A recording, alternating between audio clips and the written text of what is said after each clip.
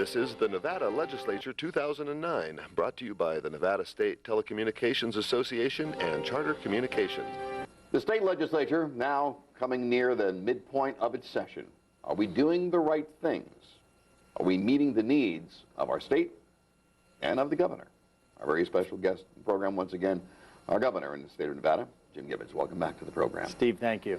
Okay, the question is, and you have leaders in the state that have made some very, very clear charges against you about your positioning, what you're saying and what you're not saying.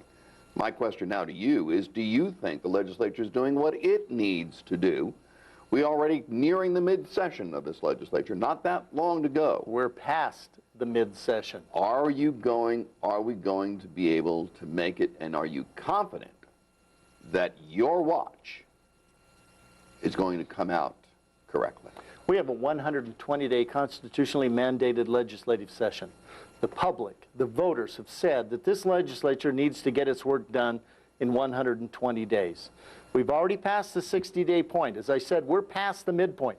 I have had 5, count them, 5. You can count them on each finger of my hand. Bills so far come to my desk for signing. One of them was paying this legislative cost. So there's 4 technical correction bills and 1 legislative budget bill.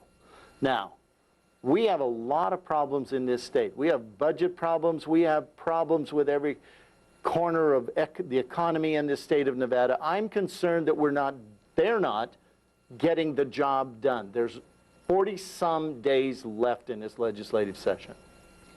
What that troubles me is that we're leaving to the very last the most important decisions about the economy of the state of Nevada, which is money.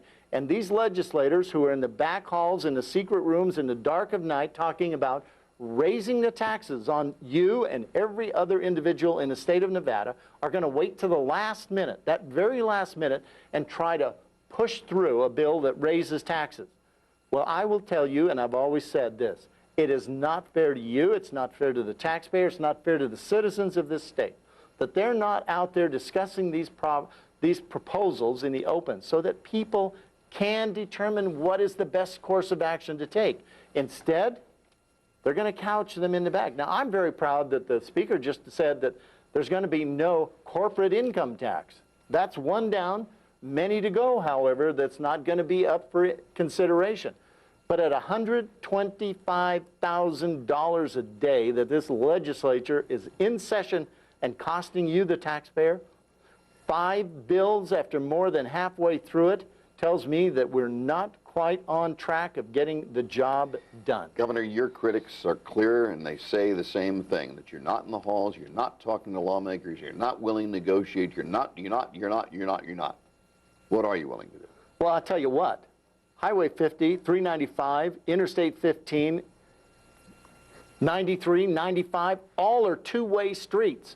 I'm exactly 100 yards north of this building. If they want to talk to me about an issue, they need to get off of their chairs, out from behind their desk, come talk to me. I'm just as available to them as they want me to be to them. I'm over here all the time. I come over here and talk.